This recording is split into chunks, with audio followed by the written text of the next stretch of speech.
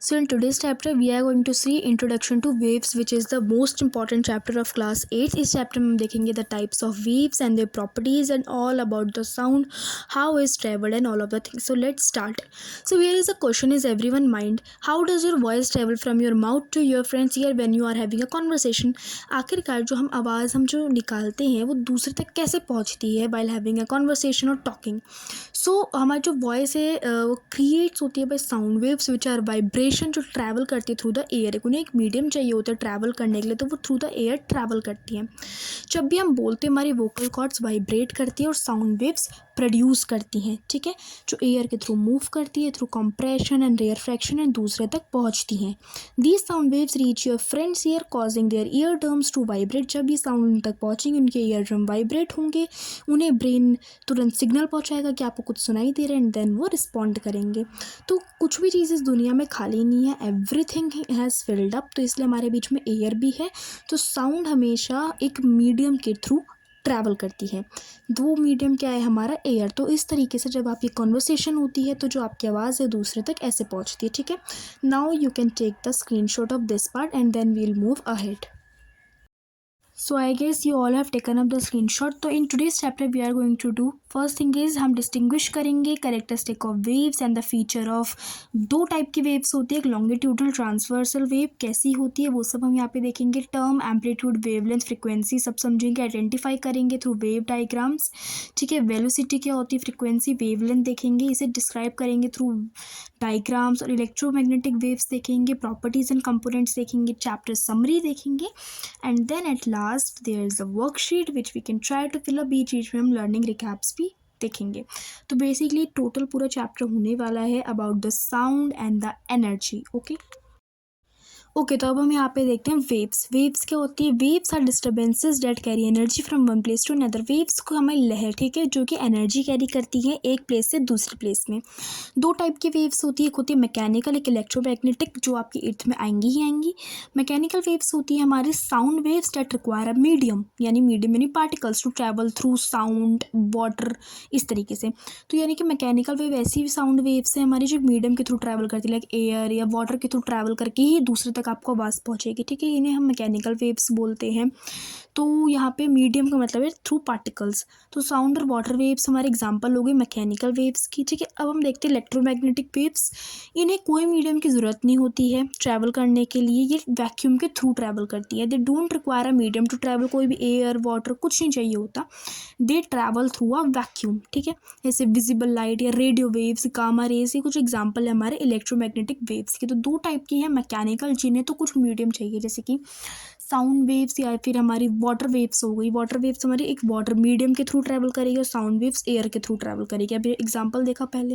लेकिन electromagnetic wave like हमारी जो विजिबल लाइट है वो एक वैक्यूम के थ्रू ट्रैवल करती है, नॉट रिक्वायर अ मीडियम. या फिर हमारी रेडियो वेव्स हो गई या गामा रेज हो गई, तो इस तरीके से. तो अब हम इसके नेक्स्ट टॉपिक में देखेंगे अबाउट द मैकेनिकल वेव्स की दो part, that is longitudinal and transversal waves. I hope this part is clear. You can take the screenshot of this and then we will move ahead.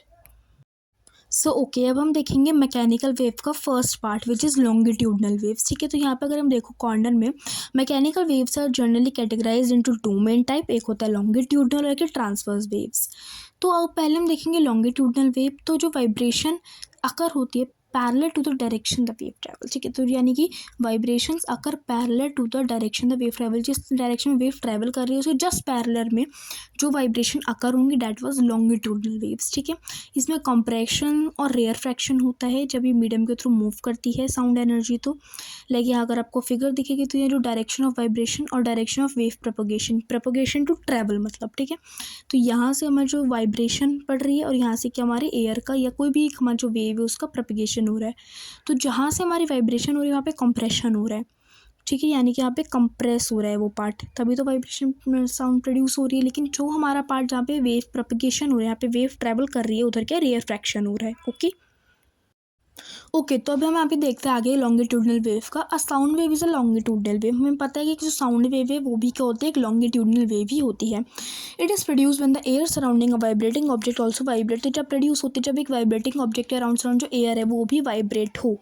ठीक है, तो जो air particle है produce करता है series of compression rarefaction. जो air particles हमारे उसमें रेयर फ्रैक्शन और कंप्रेशन होता रहता है, which then travel and enter the receiver's ear. जो हमारी ट्रैवल होती है और रिसीवर की ईयर में एंटर होती है। इस तरीके से जो हमारी साउंड होती है वो रिसीवर को क्या है, सुनाई देती है। रिसीवर यानी जो साउंड को सुन रहा है। तो यहाँ पे आपको डायग्राम भी दिखा रखा है of compression and rarefaction. जो साउंड है ट्रैवल करती है through the vibration of air particle. Air particles की जो वाइब्रेशन होती है उसके थ्रू वो ट्रैवल करती है। So a sound wave is a longitudinal wave. It is produced when the air surrounding a vibrating object also vibrates. The air particles produce a series of compressions and rarefactions which then travel and then enter the receiver's ears. This is how the receivers listen our sound. So sound travels through the vibration of air particle. Here is the diagram. You can take the picture of this and then we will move ahead.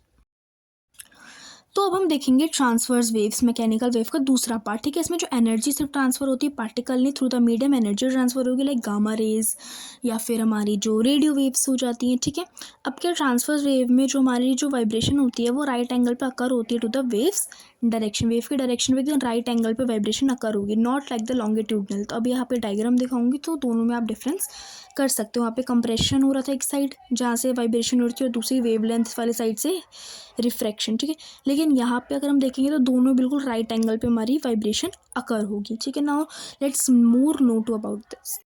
तो अब electromagnetic waves का दूसरा part है transverse waves. तो अब हम यहाँ पर देखेंगे जो इलेक्ट्रोमैग्नेटिक वेव्स होती हैं हमारी ट्रांसवर्स वेव्स होती हैं। It is characterised by oscillating electric and magnetic fields at right angle to the direction of wave travel. जिस डायरेक्शन में वेव ट्रैवल कर रही है वहाँ पे क्या करेंगे हम, उसकी जो हमारी इलेक्ट्रिक और मैग्नेटिक फील्ड्स उसे राइट एंगल पे, उसकी जो डायरेक्शन है वेव ट्रैवल की उसे राइट एंगल पे ऑस्किलेट करवाएंगे। ठीक है, तो यहाँ पे मैं जो वेव ट्रैवल करेगी at a speed of 3.0 into 10 metre per second in a vacuum. ठीक है, हमारी जो वेव होती है इतना ट्रैवल करती है। देन इलेक्ट्रोमैग्नेटिक स्पेक्ट्रम यानी कि जो हमारे 7 ग्रुप में डिवाइड होते हैं। That first is your radio wave, दूसरा माइक्रोवेव होता है एक हमारा जो उसकी वेव्स होती है। देन इन्फ्रेड लाइट, उसके बाद जो विजिबल लाइट हमें विजिबल है। Then ultra violent light rays. ठीक है, एंड उसके बाद X ray rays and then gamma rays. Now here is a question. During an earthquake, P waves or primary waves travel the fastest. यानी कि जो primary waves fastest travel करती है, it can travel through any type of material, किसी भी type of material से travel कर सकती है।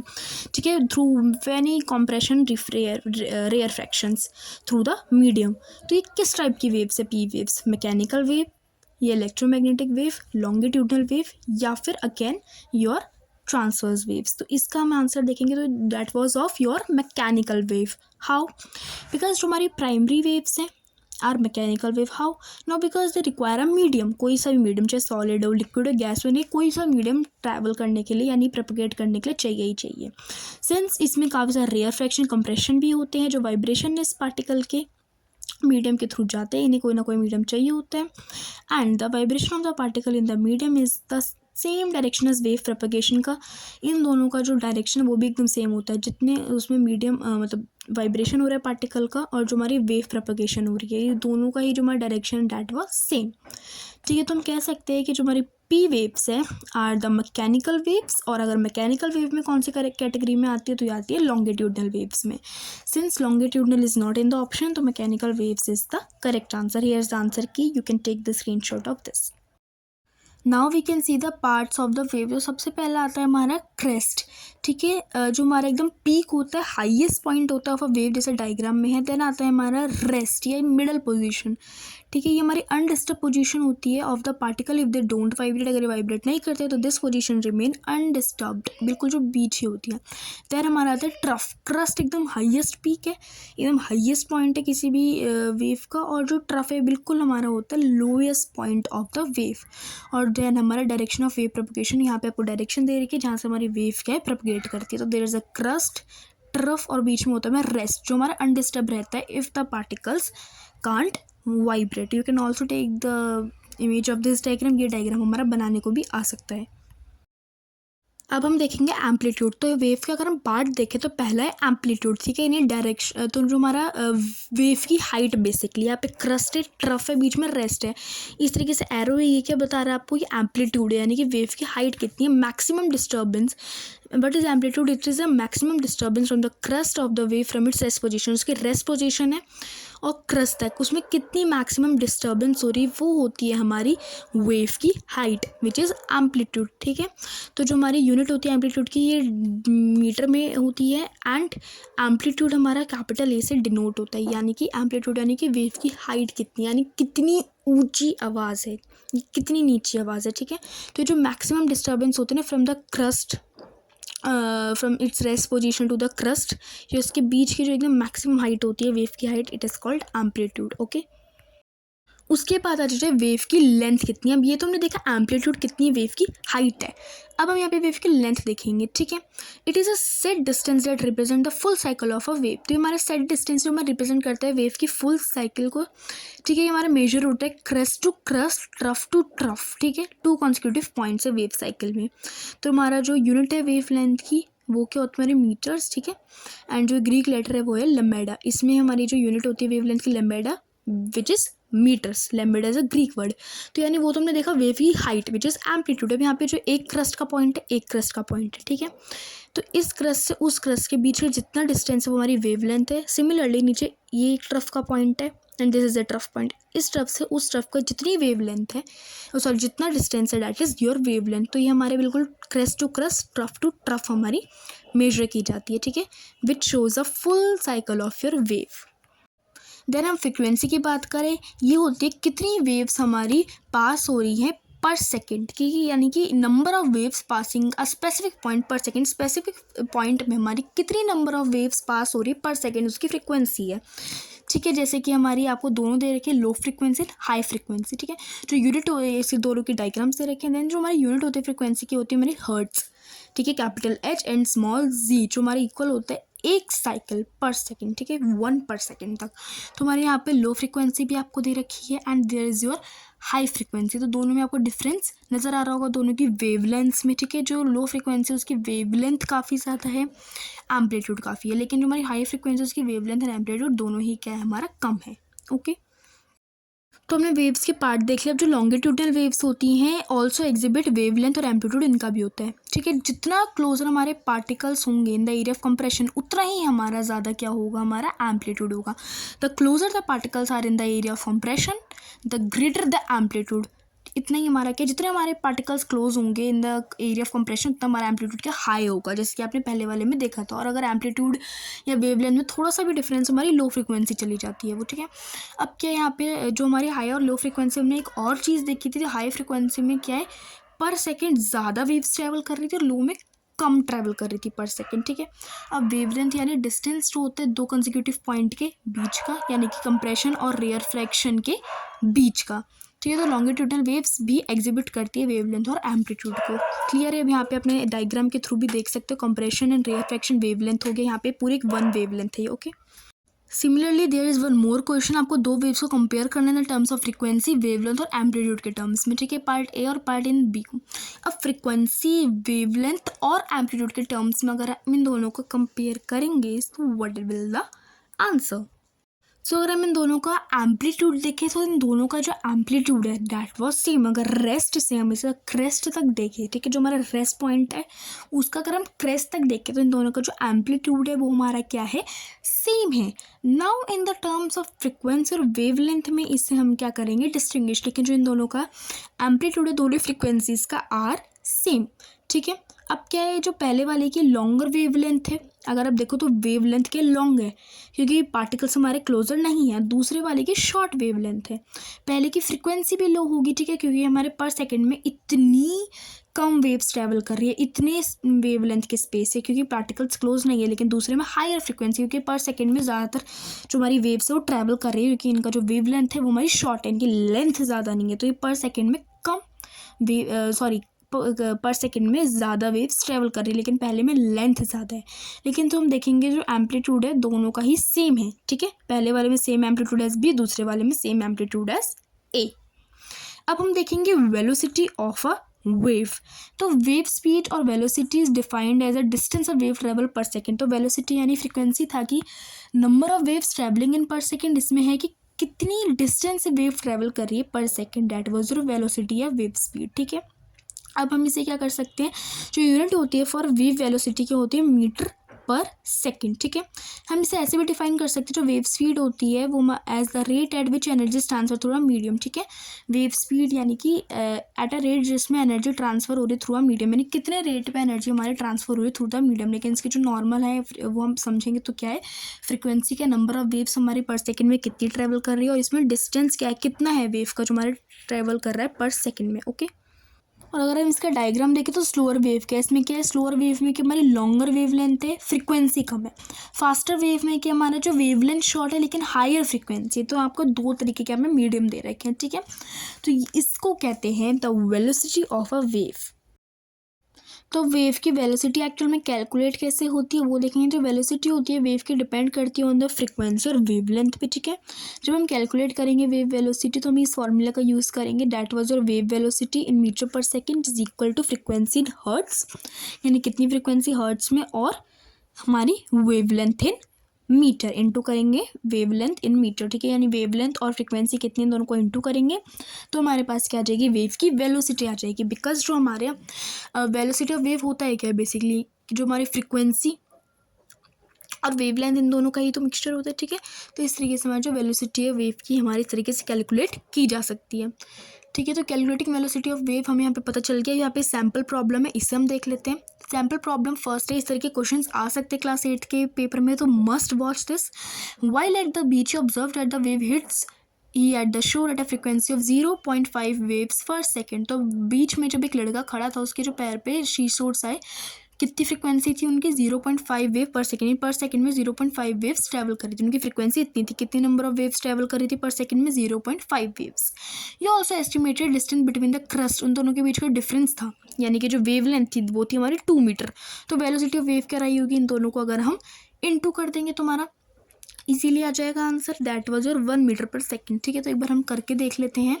तो फ्रिक्वेंसी थी 0.5 वेव्स पर सेकेंड और वेव लेंथ 2 मीटर थी। और हमारा जो फॉर्मूला वो क्या होता है, वेलोसिटी ऑफ वेव का frequency into frequency in hertz into your wavelength. ठीक है, तो यहाँ पे वेव लेंथ का सिंबल है, आप देख लेना। उसके बाद क्या करेंगे, यहाँ पे हम इन दोनों को इंटू कर देंगे। तो 0.5 इंटू 2 को इंटू करने से आ जाएगा 1.0, विच इज़ योर वेलोसिटी आपकी आ गई 1 मीटर पर सेकेंड, यानी कि जो वेव ट्रेवल कर रही थी 1 मीटर पर सेकेंड ट्रेवल कर रही थी इन द शोर। तो यानी कि फ्रिक्वेंसी में पता चल गया कितनी नंबर ऑफ वेव ट्रेवल कर रही थी पर सेकेंड में, लेकिन कितने डिस्टेंस से ट्रैवल कर रही थी वो हमें पता चली इधर। तो 1 मीटर पर सेकेंड डिस्टेंस से हमारी वो ट्रैवल कर रही थी। Okay, you can take the screenshot of this, then will move ahead. तो अभी आई होप इधर तक चैप्टर आपको ऑलमोस्ट क्लियर है, बिकॉज हमने सारे ही पार्ट्स इसमें कवर अप कर लिए, which is important for class 8। हमने सैम्पल प्रॉब्लम देख ली, यहाँ पे एक और प्रॉब्लम देखते हैं। Bats use sound waves to detect insect. Bat हम साउंड वेव का यूज़ करते हैं इंसेक्ट को डिटेक्ट करने के लिए, we know that. Now suppose a bat sends out a 100 kHz sound wave at the speed of 343 metre per second. What is the wavelength of the sound wave. अब यहाँ पे आपको फ्रिक्वेंसी दे रखी है, वेलोसिटी दे रखी है, अब क्या वेवलेंथ रही होगी साउंड वेव की, बस आपको डिवाइड कर देना। उसी फॉर्मूला को अप्लाई करके हमें जस्ट डिवाइड कर देना है ऑफ योर फ्रिक्वेंसी और वेलोसिटी। तो हमारे यहाँ पे क्या आ जाएगी, वेवलेंथ आ जाएगी साउंड वेव, यानी कितनी वेवलेंथ रही होगी उसकी। Okay, high frequency low frequency वो यहाँ पे हम देखेंगे। तो जैसे मैंने आपको बताया था, we have given all of the thing, frequency and your velocity. बस हमें क्या फाइंड आउट करना है, वेवलेंथ। तो जस्ट हमें डिवाइड कर देना है। तो जब हम इसे डिवाइड कर देंगे तो आंसर इज 0.00343 मीटर, और अगर सेंटीमीटर में करेंगे तो 0.343 सेंटीमीटर। ठीक है, तो it's all about maths. Calculation अगर सही होगी, फॉर्मूला सही होगा तो it almost right. Okay, so now chapter is done. तो यहाँ पे पूरा पार्ट्स कवर अप कर लिए जो हमारे क्लास 8 का था। यहाँ पे हम देख लिया व्हाट इज वेव। तो वेव क्या होती है, it is a disturbance that transfers energy. Then हमने टाइप्स ऑफ वेव्स भी देख ली थी। Waves can be grouped as a mechanical and electromagnetic waves. In terms of propagation waves can be grouped as transverse और longitudinal. Then parts of waves देख ली थी, which is your waves have amplitude, wavelength, frequency and velocity. Calculate कर लिया था। अगर changes है कि किसी भी एक प्रॉपर्टी में तो सब फीचर इफेक्ट होंगे। And velocity of a wave कैसे कैलकुलेट करें। Thank you for to discuss. Thank you so much. मिलते हैं next session with a new topic. Okay.